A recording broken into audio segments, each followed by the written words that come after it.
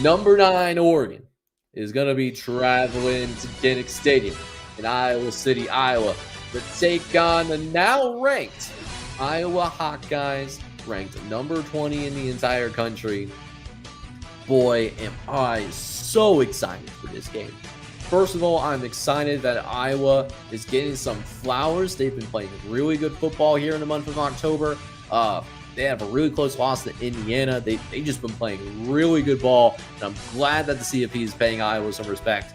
But then we get to see them against a team that does have a legitimate chance of possibly, getting the Big Ten title game if Ohio State or Indiana slips up a little bit.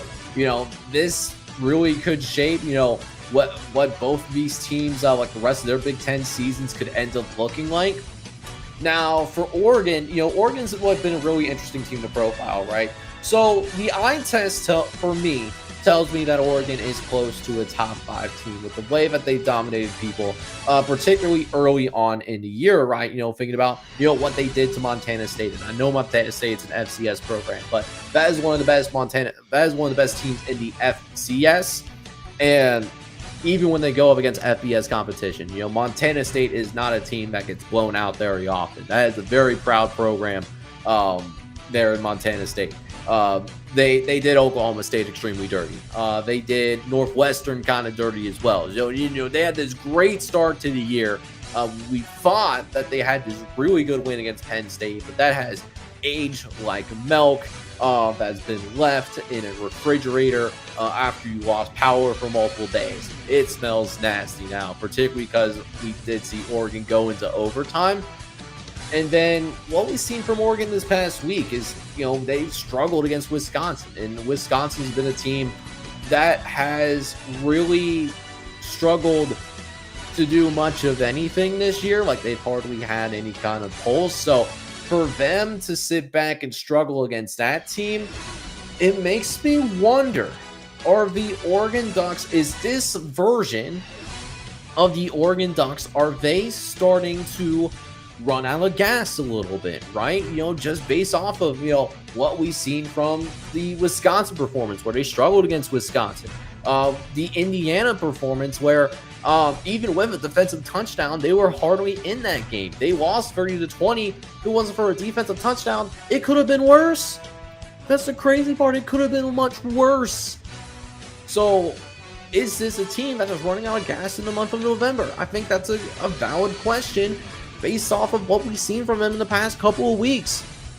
Now, they do have a ton of weaponry.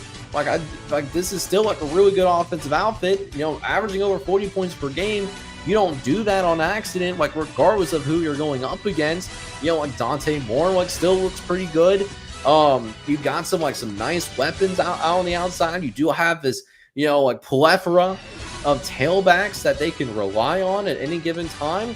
It's just whatever has happened the last couple weeks, they have been able to put it all together. Can they finally, is this a wake-up game for Oregon? Was last week, the last game against Wisconsin, was that the wake-up game? Or are we going to see a better offensive performance against this Iowa team? Because unlike Wisconsin, Iowa actually has a defense. Now, Iowa's always had a defense out there in that beautiful Corn State.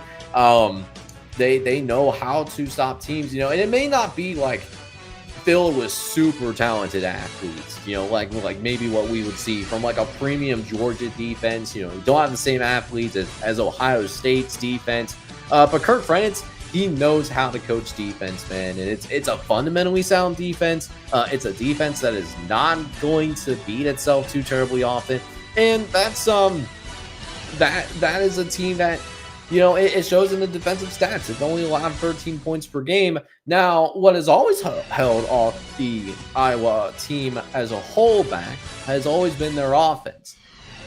And this year, the offense hasn't been great by any means. If you look at the offensive numbers, they're averaging 24 points a game.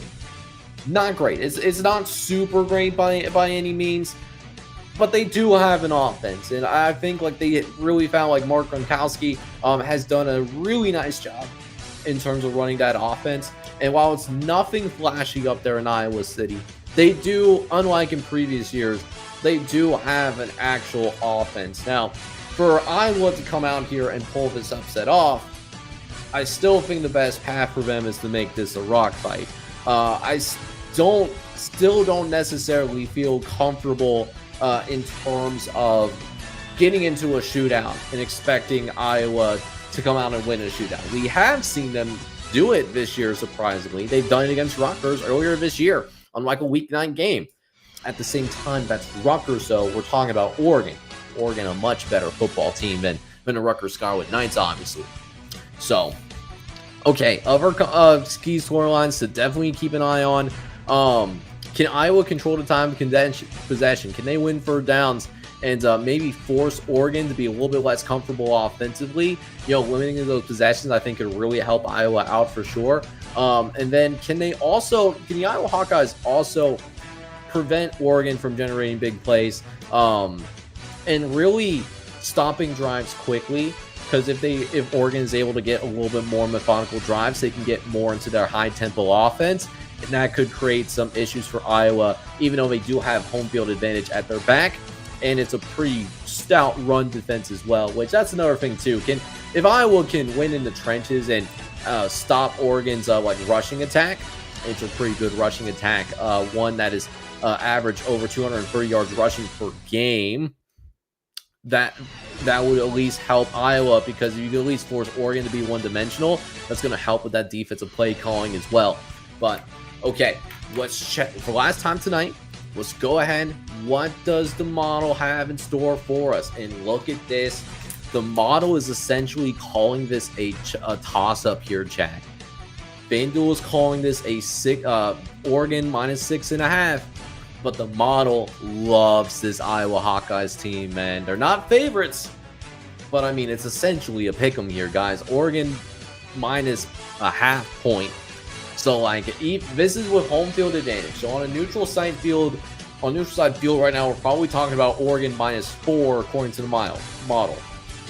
Thing is, this game is not happening on neutral side field. It's happening in Kinnick Stadium in Iowa City, Iowa. I'll tell you what, man. The more that I sit here and think about this, listen, Iowa has been doubted. They have been criminally underrated for far too long this season. And I'm so glad that Iowa's getting the attention that they deserve. And I'm hoping that this game specifically provides the Hawkeyes with that proper attention that they should have gotten weeks ago, but in a positive way and in a positive fashion as well. I'm going to go a little bit on the whim in this one to end the night. Give me Iowa not just to cover. Iowa's going to win this football game. I think they take down top 10 Oregon at home, and Iowa makes a statement in the month of November in Kinnick Stadium, getting that win for the kids fighting cancer in their children's hospital right next to the stadium, man. I really think Iowa can do it.